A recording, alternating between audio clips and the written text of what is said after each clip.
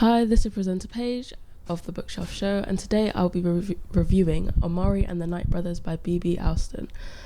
As usual, I'm going to read the blurb, do my synopsis, and get into the rest of the show. So, Amari Peters knows three things. Her brother Quinton has gone missing, no one will talk about it, and his mysterious job holds a clue. But then a mysterious invitation arrives. Amari has the chance to join the Magical Bureau of Supernatural Affairs, completing missions in a world where mermaids, aliens, and magicians are real, and her roommate is a weredragon. Secrets and surprises await Amari as she discovers her own rare and dangerous magical power, and soon she realizes that the Bureau could hold the key to finding her brother. All she has to do is pass 3 tryouts. Amari and the Night Brothers follows Amari Peters, a determined and courageous 13-year-old girl living in a low-income neighborhood. Her world is turned upside down when her beloved older brother Quinton mysteriously disappears. Though the authorities seem to have given up, Amari believes he's still alive, and she's determined to find out what happened to him. Her search leads her to a secretive invitation to the Bureau of Supernatural Affairs, a hidden magical organization where Quinton works as an elite agent. To uncover the truth, Amari must compete for a spot at the Bureau's summer training program, where she's exposed to an array of magical beings, rules, and rival students.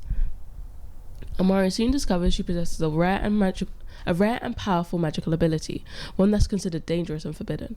With dark forces rising and the legacy of the mysterious Night Brothers looming over the Bureau, Amari must prove herself, face her fears, and challenge the prejudice of the magical world to find her brother and save both of their lives. Okay, so one thing I really love about this book is that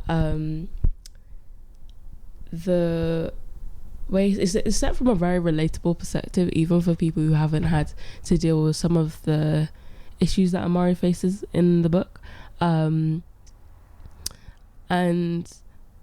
it's the perspective. It's obviously, well, it's written in the first person, so you're kind of seeing how Amari thinks and feels and her perspective on what happens in the book, and the reaction she has to a lot of situations are very relatable, so that's one thing I enjoy. So a little bit of context on mythological creatures in general. So I'm going to go through some of the top 5 most known and top 5 least known mythological creatures. For anybody who has no idea about the supernatural world or anything, or doesn't actually know what supernatural or mythology is, so supernatural and mythology is basically anything to do with magic or sort of things that aren't real, like, you know, vampires, werewolves, some of the beings that I'm going to discuss in a moment.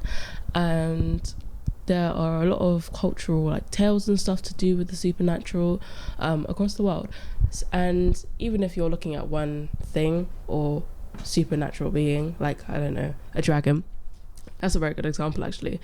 There's always a lot of variation across different cultures and different places around the world, which is why even if you do like mythology or the supernatural, you're always going to have like a bit of a different preference in your reading styles to other people who might like reading about the supernatural as well. So yeah, without further ado, here are the top 5 most known mythological creatures, their origins, traits, and some common misconceptions. So firstly, the one that mostly everybody knows are vampires. They originated in European folklore, especially Eastern Europe, like Romania. They're undead beings that drink blood to survive, avoid sunlight, and often have enhanced strength and immortality. Some famous examples are Dracula and characters from Twilight and the Vampire Diaries. Some common misconceptions. They burst into flames in sunlight. In most old world folklore, vampires are weakened by daylight, but they don't instantly combust. That's largely a movie invention. I don't know why, but for the past 2 shows, my words haven't been coming to me properly, so I apologize. Another, they're always aristocratic Eastern European nobles. While Dracula set the template, early vampire stories describe peasant revenants or bandit turned undead, not elegant countesses. They can't enter without an invitation. The invite rule is a modern literary device. Earlier roles have vampires freely roaming. Some fun facts. Blood isn't always their favourite snack. In some Slavic legends, they drink milk, fat, or even the dew of the night. Vampire bats gave them a bad name. The real vampire bat lives in Central and South America and only takes tiny amounts of blood from sleeping livestock, then flies off unnoticed. And Bram Stoker's 1897 Dracula is the book most responsible for creating modern vampire tropes like fangs, capes, Transylvanian estates. The next supernatural creature is werewolves. Again, another one that originated in Europe, and it has parallels in other cultures.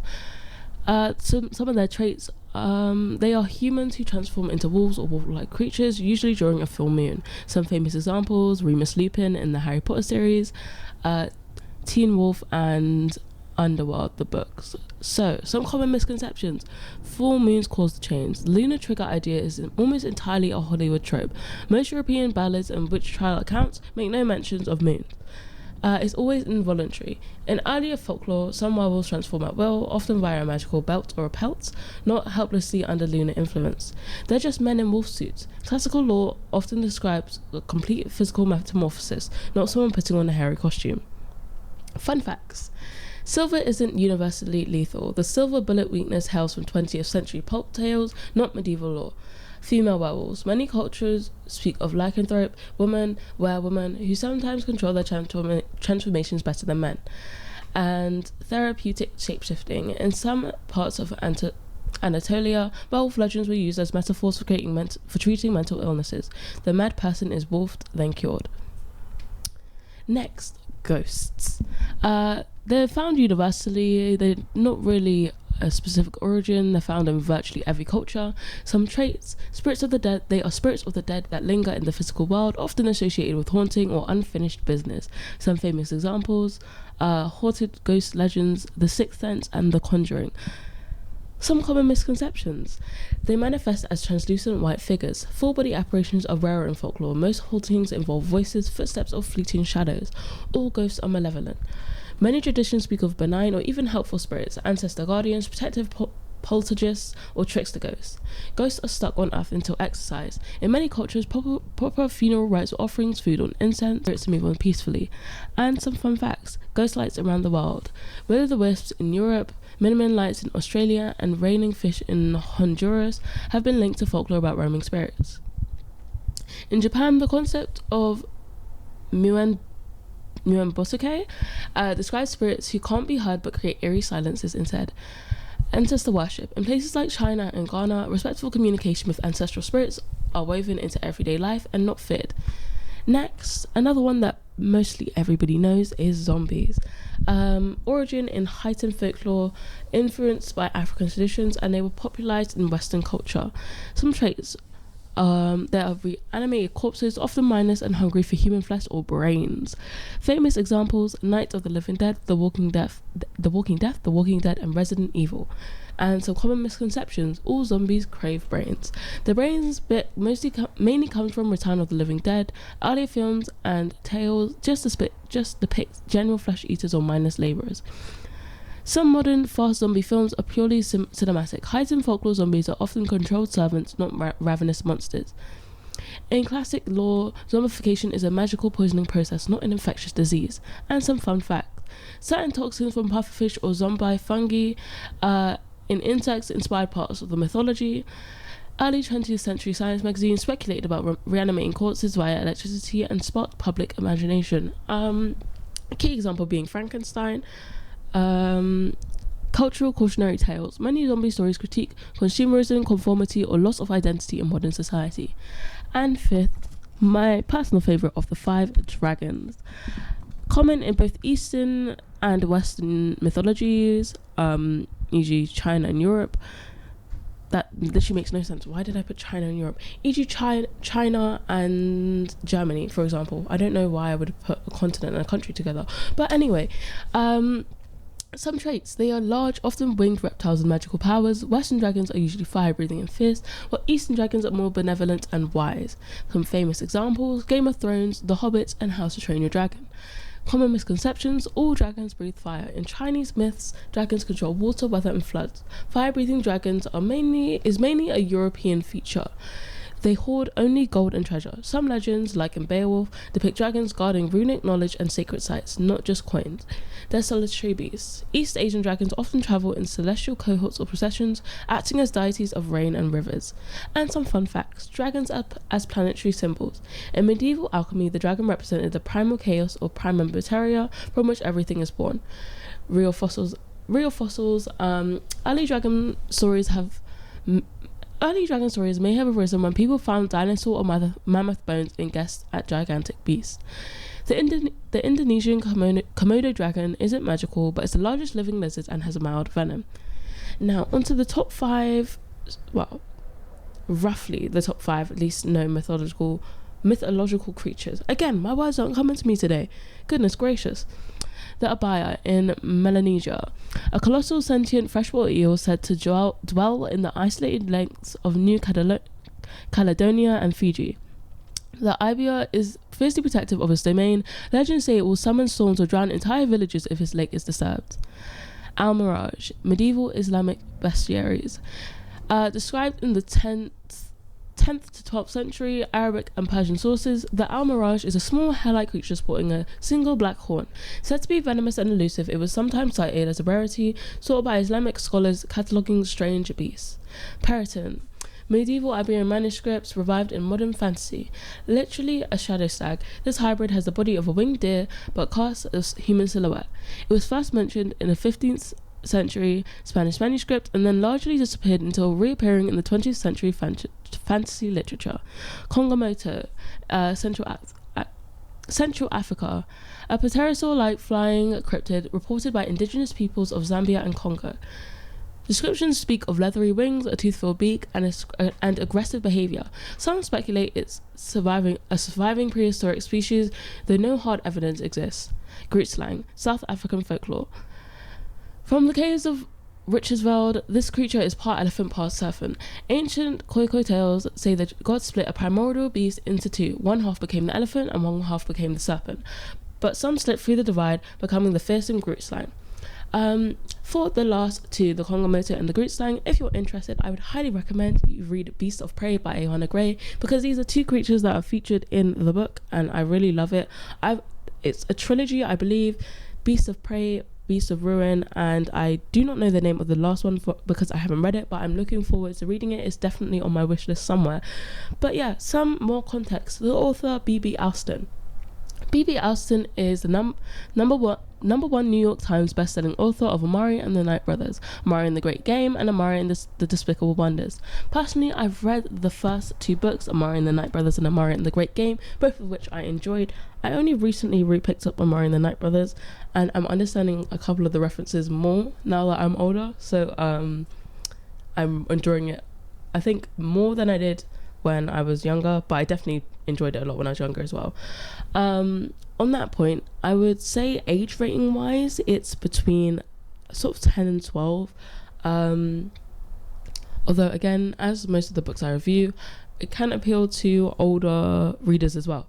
But yeah, B.B. Alston's books have been published into more than 30 countries and won numerous awards, including being named the overall winner of the Barnes & Noble Children's and YA Book Awards. A major motion picture is currently being developed by Universal. While not working, B.B. Alston can be found eating too many sweets and exploring country roads to see where they lead. And some more context. This is an important bit because as a 13-year-old black girl living in the sort of hood of her area, Amari often encounters racism, discrimination in many ways. So a little bit of context on racism throughout the ages and time periods.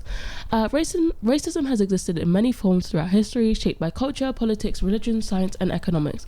While the underlying idea, judging people based on perceived racial differences, has remained, the way it's been justified, expressed, and resisted has changed significantly over time. Originally, in ancient and classical worlds, racism and cultural superiority was definitely different to how it is now. So in ancient societies like Egypt, Greece, and Rome, people were more often divided by culture, language, and status than by skin color. Slavery existed, but it was not race-based. It was usually a result of war or conquest. However, some prejudices based on physical differences such as skin tone or geography existed, especially towards people from Africa or barbarian outsiders. Next, the medieval period from 500 to 1500 CE. Racism as we understand it was less formalized, but religious discrimination, e.g. against Jews, Muslims, and non-Christians, was strong. Skin color began to be associated with otherness, especially through interactions during the Crusades and trade routes in Africa and Asia. African people were increasingly depicted as exotic or inferior in European literature and art.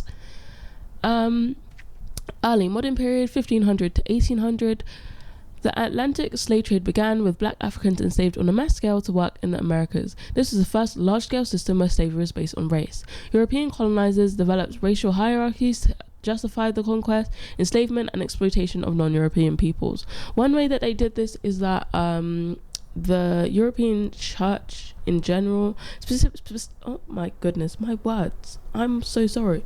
Specifically, the Church of England justified racism, especially towards people in Africa, by saying that people of color were born to be enslaved, and it was said in the Word of God. And as in that time, the Bible was written in Latin and wasn't accessible to those who couldn't read Latin, which was usually only priests. It was just believed worldwide. So that was sort of the main root of the beginning of racism in general towards people of color. Early pseudoscience like phrenology and theories of natural racial order was used to argue that white Europeans were superior. Next, the 19th century, institutionalized racism and imperialism. Scientific racism grew stronger. Scholars falsely classified people into racial types, with whites at the top. Colonialism expanded, especially in Africa and Asia, with race used to justify domination. In the US, segregation laws, as well as Native American displacement and anti-Asian immigration policies, became legally entrenched forms of racism. However, this period also saw anti-slavery movements and early civil rights advocacy gaining strength. 20th century, from legal racism to civil rights movements. Nazism used extreme racial ideology, leading to the Holocaust and the murder of millions. In the US, legal segregation and discriminatory housing, voting, and labor policies continued into the 1960s. Decolonization in Africa, Asia, and the Caribbean challenged racial hierarchies, and independence movements grew. Civil rights movements in the US, South Africa, and elsewhere began dismantling legal racism. And now the 21st century. Systematic and global racism increased awareness and resistance. While explicit legal racism has decreased in many countries, systematic racism in policing, education, healthcare, etc. remains entrenched. Movements like Black Lives Matter, Indigenous rights, anti-Islamophobia, and anti-Asian hate campaigns have brought renewed focus into racism today. Social media has amplified both activism and hate speech, showing that while racism has become more subtle in many places, it hasn't disappeared. Now, that is the main bulk of the notes of my show done. I will go into the characters and the key issues, and then I'll get into reading the book. I'm currently 18 minutes into the show, almost 20 minutes, and I hope you're enjoying so far. So, on to the characters. The main character, of course, being Amari Peters. She is a brave, determined 13-year-old black girl from a low-income neighborhood called the Rosewood Project, or The Wood. Amari is smart and fiercely loyal, especially to her missing brother Quinton. She struggles with feeling out of place in the normal world and discovers her own magical identity when she's recruited into the Bureau of Supernatural Affairs. Amari has a rare and powerful talent. She's an illegal magician considered dangerous, which makes her both feared and admired. Her journey is about self-acceptance, defying prejudice, and believing in herself. Another thing that I love about the structure of this book, and it sort of correlates with my love for Percy Jackson, is the fact that both authors, although in different ways, have found a way to blend the magical world with normal society, while also keeping a divide there. Like in Percy Jackson, if you didn't listen to my last show, the mist is a magical force that is used to hide the magical affairs of the Greek gods to the eyes of mortals. And in Amari and the Night Brothers, there's a whole society dedicated to keeping supernatural events secret from society, rather than magical stuff just happening like willy-nilly all across the world, and there being no explanation to how someone hasn't stumbled across something they should have. So yeah, on to the next character, Quinton Peters, Amari's older brother. He's kind and successful. Quinton is a former bureau agent who mysteriously disappears before the story begins. Amari idolizes him and is driven by the need to find out what happened to him. He's a role model and a source of strength for her throughout the book, even in his absence. Elsie, Amari's best friend and roommate at the bureau. A dragon-blooded girl with a quirky, shy personality and a gift for inventing gadgets, Elsie is loyal, clever and non-judgmental, quickly becoming Amari's closest ally. Her warm, nerdy energy balances Amari's intensity and determination. Dylan Van Helsing, a character I'm not going to give much information about because spoilers, but he's a fellow trainee, son of a powerful bureau family. He's charming, confident and seemingly friendly, and he quickly becomes close to Amari. He has a complicated relationship with his family's legacy and bureau's expectations. Lara Van Helsing, Amari's rival and Dylan's sister. Lara is elite, competitive and not afraid to bully others, especially Amari. She represents the privileged traditional magical world that looks down on people like Amari. Her attitude reflects the deep biases that Amari must fight against. And two key characters, again, who I'm going to give very little information about to avoid spoilers, Magnus and Fiona. These two agents serve as Amari's mentors during training. Magnus is confident and capable, while Fiona is fierce and bold. They both provide guidance, support, and occasional comic relief. And finally, before I go into reading the book, some key issues covered or highlighted in Amari and the Night Brothers. Amari and the Night Brothers is a fantasy adventure, but it also highlights several important real-world societal issues, especially through the lens of a young black girl navigating a hidden world that mirrors many of the prejudices and injustices of her own. And these are some key themes and societal issues in the book. First of all, as I've already explained, racism and prejudice. Amari faces judgment based on her race and background, even in the magical world. She's seen as less than because she doesn't come from a powerful supernatural family or privileged background. Her powers as a magician, considered illegal and dangerous, reflect how society often labels what it doesn't understand, especially when it comes from marginalized groups. The book examines how systems of power are designed to exclude certain people and how these biases can be masked as rules or tradition. Next, classism and inequality. Amari comes from both a working class neighborhood and attends a school where she doesn't fit in with the wealthy, mostly white students. Even in the magical bureau, there's a clear divide between the elites and the outsiders, or the legacies and the merits. The way students from powerful magical families are treated versus new recruits like Amari shows how wealth and status create privilege. 3. Identity and self-acceptance. Amari struggles with self-doubt, shaped by a world that constantly tells her that she doesn't belong. Her journey is about owning who she is, even when others fear or reject her. The message here is powerful. Being different is not something to hide, it's something to embrace. Even though it may be difficult at times for a lot of people, especially in extremely biased and extreme places such as high school, where everybody always needs something to talk about, even if it's minor. As I know from experience, I'm currently in high school, so yeah, but if you don't be true to yourself in high school, it's going to be rough trying to pretend to be someone you're not for a whole 6 odd years of your life. So I highly suggest from the beginning, just be yourself and let people say what they want to say, even though it's difficult.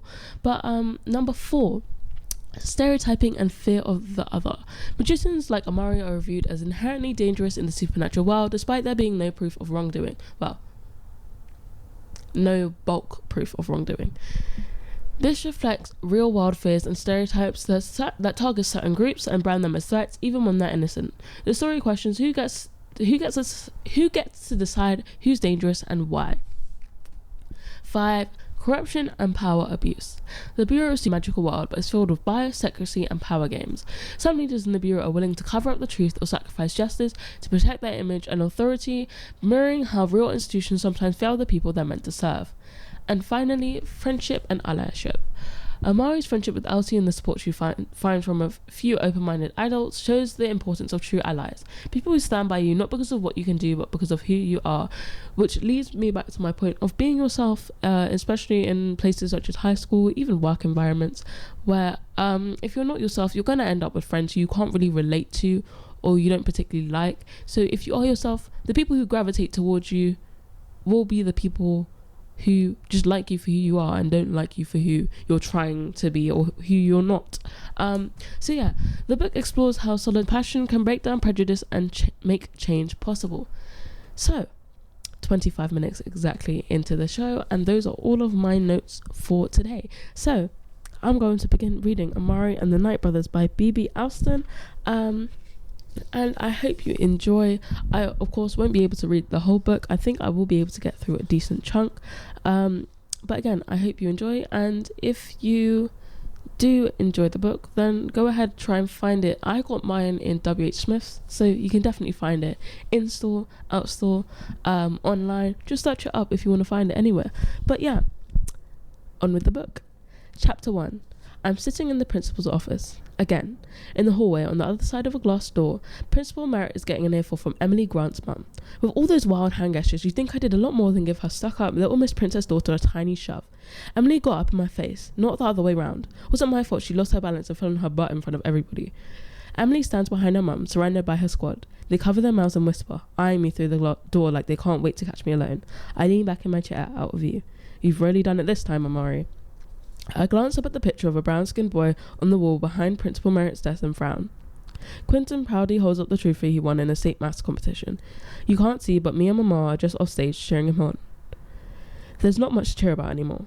The door swings open and Mrs. Grant stalks in, followed by Emily. Neither makes eye contact as they settle into the chairs furthest from me. Their dislike for me seems to fill up the whole office. I frown and cross my arms. The feeling's mutual. Then comes Mama in her blue hospital scrubs. She got called away from work because of me again. I sit up in my chair to plead my case, but she shoots me a look that kills the words in my throat. Principal Merritt takes his seat last, his weary eyes moving between us. I know there's history between the two girls, but seeing as it's the last day of school before summer, I want that girl's scholarship revoked, Mrs. Grant explodes. I don't care, I don't pay what I have in tuition to have my daughter assaulted in the hallways. Assaulted, I start, but Mama raises her hand to cut me off. Amari knows better than to put her hands on other people, says Mama, but this has been a long time coming. Those girls have harassed my daughter since she first set foot on campus. The messages they left on her social media pages were so ugly we considered deleting her accounts. And we addressed that matter as soon as it was brought to our attention, says Principal Merritt. All 4 girls received written warnings. How about this stuff they say to my face? I lean forward in my chair, face burning. They call me charity case and free lunch and remind me every chance I get that kids like me don't belong here. Because you don't, says Emily. Quiet, Miss Grant snaps. Emily rolls her eyes. Mrs. Grant stands, turning her attention to Mama. I'll have a talk with my daughter about her behaviour, but your daughter got physical. I could press charges. Be thankful this is as far as I'm taking it. Mama bristles but holds her tongue. I wonder if it's because Emily's mum is right about pressing charges. Practically the whole school saw.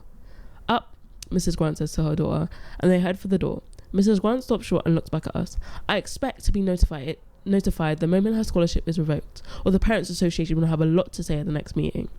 The door slams shut behind them. I can barely sit still, I'm so mad. This is also unfair. People like Emily and Mrs. Grant will never understand what it's like to not have money. They can do whatever they want with no consequences, while the rest of us have to watch our every step. Are you really going to take away Amari's scholarship? Mama asked in a small voice. Principal Merritt drops his eyes. We have a zero-tolerance policy when it comes to physical altercations. School rules dictate she'd be expelled outright. Taking her scholarship is the smallest punishment I can offer. I see. Mama sinks into her chair. My anger melts into shame. Mama's already sad because of Quinton. I shouldn't be adding to her troubles because I can't handle a few bullies. I know that it's been difficult, says Principal Merritt to me, since Quinton's disappearance. He was a great kid with a truly bright future. It doesn't take a rocket scientist to connect the dots between that incident and the start of your behaviour problems, Amari. I can arrange for you to talk to a counsellor free of charge. I don't need a counsellor, I interrupt. Principal Merritt frowns. You should talk with someone about your anger. You want to know why I shoved Emily? It's because she thought it was funny to joke that my brother is dead. But he isn't. I don't care what anyone says. He's out there somewhere. And when I find him, I'll show you all. I'm shaking, tears streaming down my face. Principal Merritt doesn't say anything. Ma stands outside and pulls me into arms. Mama stands slowly and pulls me into her arms. Goes to the car. I'll finish up here. We ride home in silence. It's been almost 6 months since Quinton went missing, but it doesn't feel that long. Seems like just the other day he was calling Mama's phone to say he'd be home for Christmas. It was a big deal because Quinton was always gone once he got that fancy job after high school. The kind where you can't tell anybody what you're up to.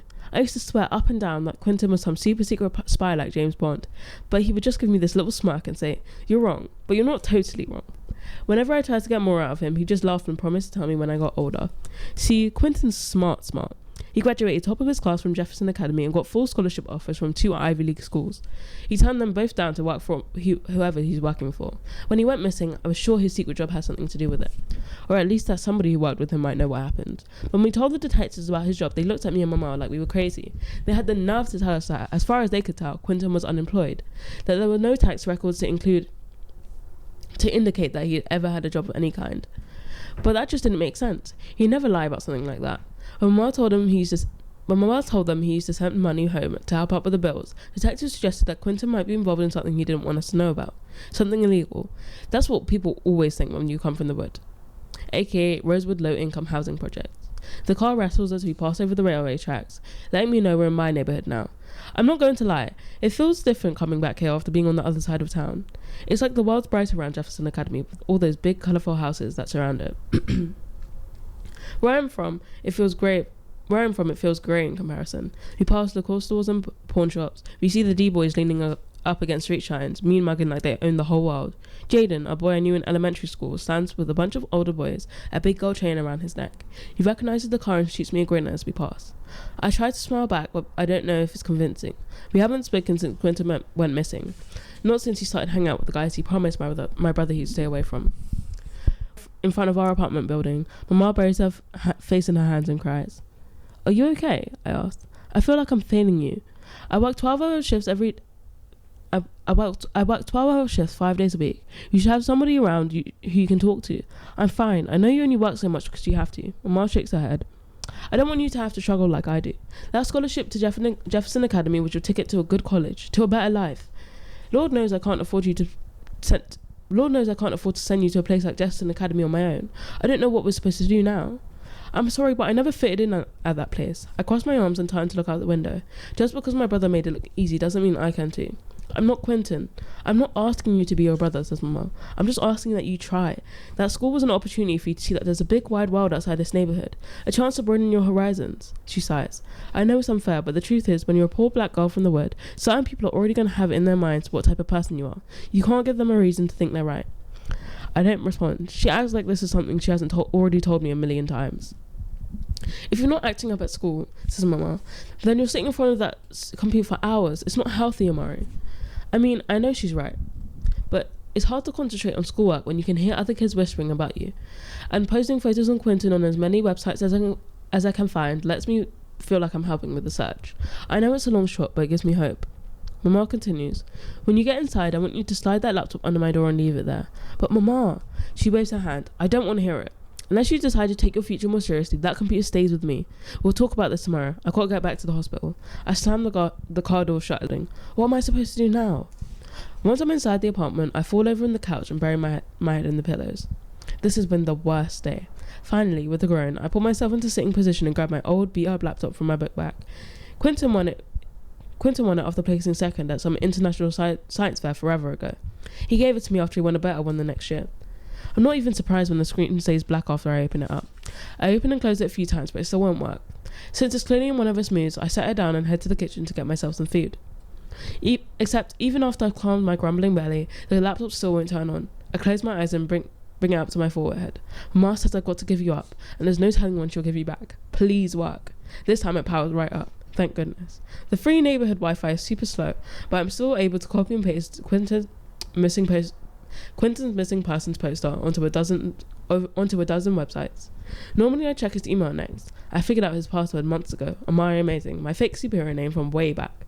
But my curiosity gets the best of me, and I pull up Emily Grant's Instagram page to see if she's posted anything about today. And what do I find? A photo of me on her profile with the caption, "Summer break, and guess what? Be fine." The post has a ton of comments from other students. I only read a few before I slam the laptop shut. Never wanted her here. I heard she used to steal from the lockers. All it took was for her dumb brother to drop dead. I didn't get expelled and my brother isn't dead. Jaw clenched, I opened my laptop again to write a reply to shut them all up. A notification appears at the top of the screen and my whole body goes stiff. It's a new email for Quinton. One new email from Discreet Deliveries. Which may not sound like a lot, but Quinton never gets new emails. Ever. I've been checking since the day I figured out his password. I opened the email. Package delivered. You shall receive a separate email once Amari Peters has signed as requested. Thanks for using the Discreet Delivery service, where they get what's coming to them, whether they know it or not. This email will self-destruct in 3, 2, 1. The email vanishes. I jump in surprise. Did the email really just... And what am I supposed to sign? A knock sounds at the front door. Delivery. Chapter 2. I sprint to the front door and I yank it open. A man in tattered clothes stands hunched over in the doorway. I lean over him to look down the sidewalk in both directions. Where's the delivery guy? Hello there, he says without looking up. Might I trouble you for a moment? I instantly feel guilty for overlooking him. I don't have any money, but there's a hot pocket in the freezer you can have. Mama hasn't gone shopping yet. That's very kind of you, but I've actually just left a very fine restaurant. Oh, I say, so you're not homeless? Homeless? Heavens no. The guy finally lifts his head. He's older, with a neatly trimmed grey beard. The thing he'd been hunched over is a computer tablet. Why would you think that?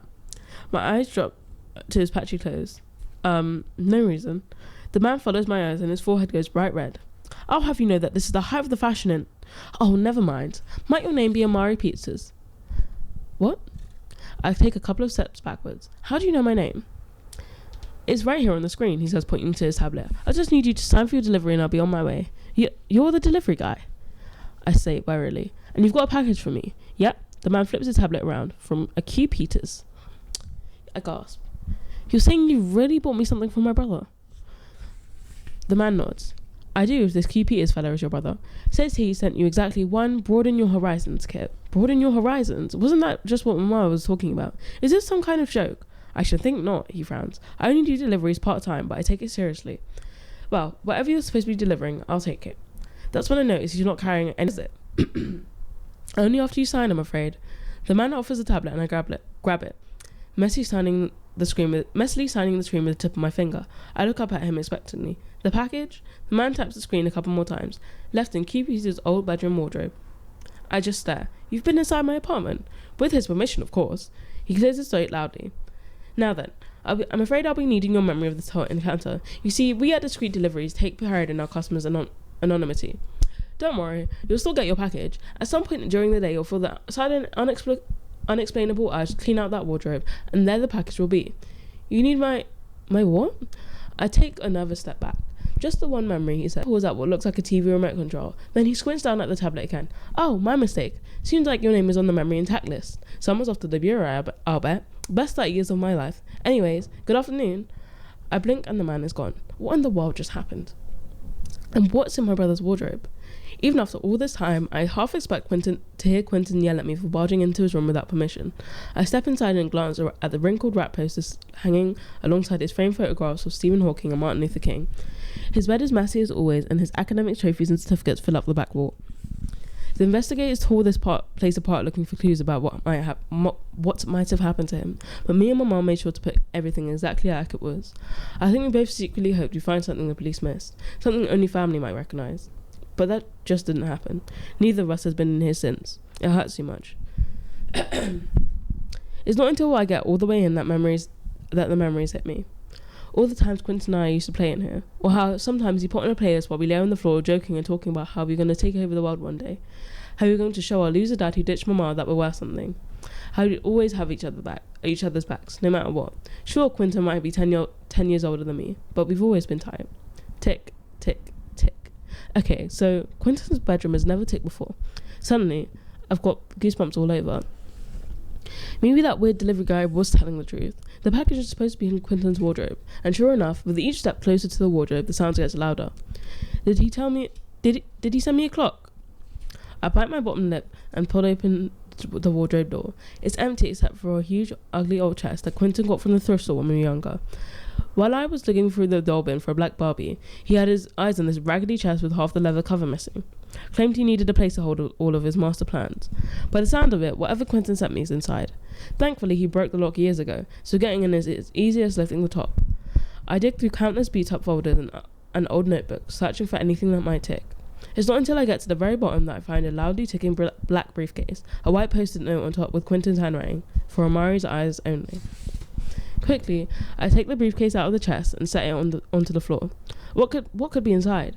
Fidgeting with the locks doesn't get it open, so I try yanking it apart. No luck. That's when I notice another post-it on the side. We'll open at midnight after the last day of school. I swallow, my heart booming. Quinton never said anything about having a briefcase for me, but that's his handwriting. Maybe he wants to explain where he is and what happened. After 6 months of worrying like crazy, could this be how to find him? I glance over at Quinton's alarm clock. 4:13 p.m. Midnight is nearly 8 hours away. But what is it that I'm waiting for? 11:58 p.m. In my room, sitting at the head of the bed with my knees pulled up to my chest, the briefcase sits at the foot of my bed, looking suspicious.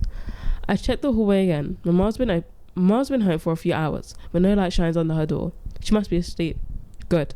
Whatever's inside this briefcase, Quinton made it clear that only I'm supposed to see it. 11:59 p.m. I pace back and forth. Okay, I'm totally tripping, right? What do I honestly think is going to happen? 12 a.m.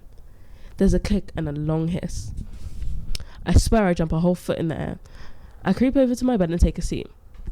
After taking a calming breath, I lift the top of a briefcase. Green and purple stripes stare back at me. I reach inside, pull the smooth fabric from the briefcase, and hold up what looks like a suit jacket to the light. It might be the ugliest thing I've ever seen. I reach inside and pull out the matching trousers. I have no idea what's going on, but I can't help but smile.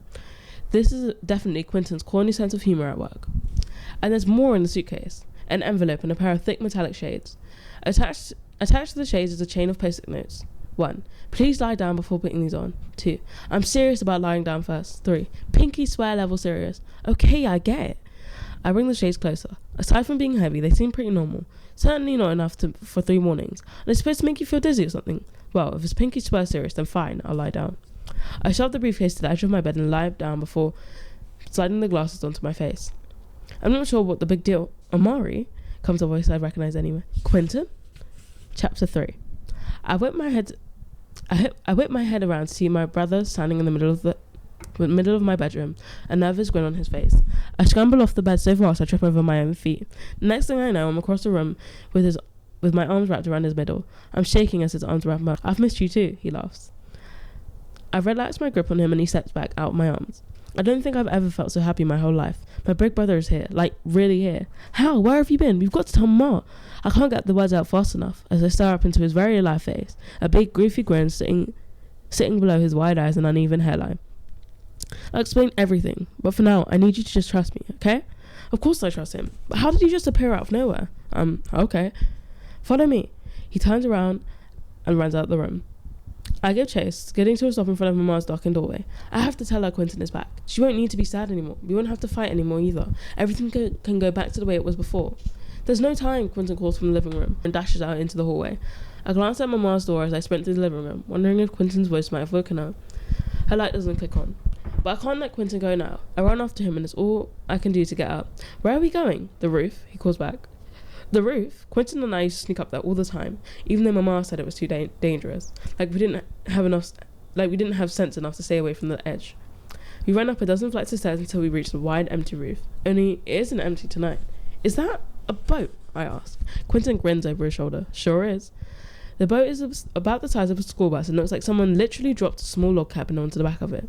Smoke wafts up from the cabin's stone chimney. Shining gold railing. Quinton disappears around the other side. I follow, running my fingertips across the smooth hull of the ship. The wood is so glossy I can see my reflection in the moonlight. Quinton waves me over to a latch. He tugs on the lever and a section of the ship falls open, becoming a short staircase. Quinton climbs in first with me behind him. One long room runs the length of the boat. I'm able to make out 2 bunk beds and swords before Quinton pulls me up another staircase at the end of the ship. We emerge onto the deck, and Quinton brings me over to where 2 large captain's wheels are mounted. The wheel in front of us turns left or right like every other ship, but the wheel to the right is angled so it can only be pushed forward or backwards from where you're standing. I reach out and let my fingers graze the wheel, and then jump as the ship jerks forward a few feet. He just laughs. You're going to want to get some altitude first. He nods to the second wheel. I step back, shaking my head in disbelief. When you say altitude, you don't mean... Oh, I do mean. He smirks and he takes hold of the wheel, gently pulling it forward. My whole body goes stiff as the ship rises into the air. I throw both my arms around the railing, holding on with everything I've got. My apartment building and everything else in my neighborhood gets smaller and smaller as we continue to rise. How is this happening? My brother is having the time of his life laughing at me. Relax, the ship's been triple balanced. It's impossible to fall off. Quinton, we're flying. Are you just going to act like this is normal? Again with a smirk. Maybe it is. Quinton grips the first wheel with both his hands and the ship surges forward. Everything becomes a blur, the stars above stretching into glowing streaks. I can feel the wind on my face. But for as fast as we must be going, my legs do really feel steady, like I'm still on the ground. He releases the wheel and the ship glides to a smooth stop in midair. The smell of sea salt trickles my nose. There's water in every direction. Is this the ocean? My brother nods. Take a peek through that telescope next to the railing and look down. Tell me what you see. Down? Who uses the telescope to look down? Still, I step over and peer through. All I see is ocean. Keep looking. It's a special telescope, so it might take your eyes a few seconds to adjust. I squint a little. Nothing. And then something. It appears only for a second before it's gone again. A streak of white, like lightning arcing across the ocean floor. What was that? I ask. Keep looking, and this time use the dial. As I turn the dial, my view through the telescope magnifies. And now I can see that those streaks of light are actually glowing trains racing across the ocean floor. No way, I whisper. I zoom out a bit to find more trains, and I'm nearly blinded by all the light. That train was just one of what seems like thousands, zigzagging and swirling in every direction. For as far as I can see, the ocean lights up, like it's trying to outshine the starry night above. The whole world becomes a light show just for me. I turn to Quinton, tears in my eyes. It's beautiful. But the big smile Quinton's been wearing since he showed up in my bedroom begins to fade. The International Railways of Atlantis. I only wish I could have shown you this in person. I don't understand, I say. I really wanted you to know just how vast and how wondrous this world really is. Everything you've seen from those trains to the ship is real, Amari. They're out there anytime you want to see them. Everything except me. I shake my head, but I'm looking right at you. You're only looking through the shades. This is only an interactive recording. We call it a wakeful dream. I left instructions for its delivery in case something happened to me, and I guess it did. I took a dangerous job I loved it dearly, and I knew the risks. Still, I really wish I was there with you right now. The world around us begins to dim. I rush over and throw my arms around him. What happened to you? I don't know, Quinton says softly, but this dream was only supposed to be sent to you if the Bureau declared me missing or dead. You're only missing, I shudder. I can feel it. Quinton squeezes me tighter. Whatever happens to me, please don't let it discourage you from exploring the world to its fullest. Some of the things I've seen will take your breath away. I've left you a nomination with instructions on it. A nomination? I ask. For what? Everything goes black. Time's up, Chicken Little. I love you. I love you too, I whisper. I'm going to find you, the real you, no matter what it takes. Chapter 4. Early the next morning, Mama knocks on my bedroom door so we can have breakfast together. Mother-daughter time or something. I woke up wondering if that wakeful dream really happened, but once I took a look at what else was in the briefcase, I was convinced. My brother made a dream for me, put it inside a pair of shades and had it delivered to my apartment. What kind of place can do that? I intend to find out. You alright there, Amari? Mama's voice taps me on my days. Yeah, I'm fine. I scoop up some cereal with my spoon. Mama watches me from our dining room table. I can tell she's worried about how I'm doing after what happened yesterday at school. There's a huge part of me that wants to tell about Quinton's wakeful dream. She deserves to know. But how do you explain being visited by your missing brother in a dream where you took a flying boat to go look at some underwater trains without sounding delusional? And even if she did believe me, which I doubt, do I really want to risk getting her hopes up? She only just got to the point where she's not crying in her room every day, so I keep quiet. What I did yesterday was for your own good, Mama sighs. I miss him too, I really do, but right now it's just you and me. It seems harsh, but it's my job to give you the best possible future. That can't happen if you keep your whole life on pause wishing for something that may never happen. I get it, I say quickly, anything not to have that argument again. Then you'll understand why you're grounded until I decide you aren't. I nearly spit out my cereal. Seriously? You know better than to go around shoving people, even if they deserve it. Mama stands up from the table and grabs her purse. I've got to go to work a little early today. One of the girls has a sick baby at home. Excuse me? Don't let me find out you've been out the door. Understood? Yes, ma'am. The words stop Mama in her tracks and she gives me a good looking over. The only time I'm ma'am instead of Ma is when you're up to something. I put on my most innocent expression and shake my head. Well, before you get any ideas, I've got Mrs. Walters watching the place while I'm gone. And you know she don't have anything better to do than worry about what everybody else is doing. I understand, I say. Mama only said not to let her find out. She never said I couldn't go. Back in my room, I spread out everything from the briefcase on my bed. The green and purple suit jacket and trousers. The two sheets of paper that I tucked inside the envelope, and the shades that triggered last night's wakeful dream. I tried on the shades for like the 10th time this morning, but I still can't get them to work again. I settled for reading over the paperwork from Quinton's envelope one more time. The first page reads, mandatory, staple atop all outgoing paperwork. Warning, warning, in case you somehow missed the first one. Warning, surely you get the idea by now. The following information is classified as it refers to a location that handles several million very well kept secrets. As a result, reading this file without the proper permissions may result in any number of dire consequences that include but are not limited to death by bottomless pit, being locked inside a metal canister and shot into space, being fed to a certain creature in a certain underwater lair that shall, for the purpose of keeping its existence a secret, remain nameless. I reread the first paragraph like 3 times. I mean, bottomless pits and underwater creatures. Now then, should you happen across this paperwork by accident and wish to know how to avoid such consequences and will know if you've peeked, you are to do the following. Seal it up in an envelope, wrap that envelope in no fewer than 3 yellow blankets, preferably all the same shade, stuff it all into a box, tape that box shut and mail it to the following address. None of your business, Don't Ask for Street, New York, NY 54321. Of course, if you've been deemed special, then and thus do have the proper permissions, please feel free to move on to the next page. Secrets. Before last night, I would have laughed at that warning. But something tells me that whoever these people are that Quinton worked for, they mean every word. Thankfully, Quinton made it pretty clear that these were meant for me to see. The second page confirms it. Nomination for consideration. Nominating party, Quinton Javen Peters, on behalf of Amari Peters. To be used no sooner than the latter's 12th birthday and no later than the latter's 18th birthday. Please bring this nomination in person to 1440 North Main Street, St. Atlanta, GA 3035, for the requisite interview. Upon arrival at this address, enter the leftmost elevator alone. Once the doors close, press the basement button 26 times and await further instruction. Now it's just a matter of getting there. Unfortunately, that warning isn't the scariest part of what's inside the briefcase. One more post-it is attached to the leg of the trouser suit. Wear the suit to the interview. Clearly, Quinton has lost his mind. He wants me to go around this neighbourhood with a green and purple suit. I won't make it out of the building before someone cracks the joke, and I can't afford to get into another fight. I sit down on the bed, biting my lip. It all feels so unreal. The whole thing is crazy. What if it is real? What if this is my one chance to find out more about my brother? My one chance to bring him home? Fine, I'll check it out. And I'll wear this hideous suit too. I creep down the stairs of our building as if I'm hiding from a bad guy in a scary movie. The nomination is tucked inside my jacket pocket. Thankfully, the street is clear, until a bunch of smaller kids rush up the next building. They point and giggle, and I'm so distracted I forget to duck beneath Mrs. Walter's window. She looks right at me and gets to jotting in her little notebook. I'm so dead when Mama gets home from work. Stupid, ugly suit. I get to the bus stop in the worst mood and plop myself down on the bench. A peek at my phone tells me the bus should be here any minute. It can't come fast enough. A clean cherry red Camaro screeches to a stop in front of me. The windows all roll down at once, and some boys around 18 or 19 poke their heads out.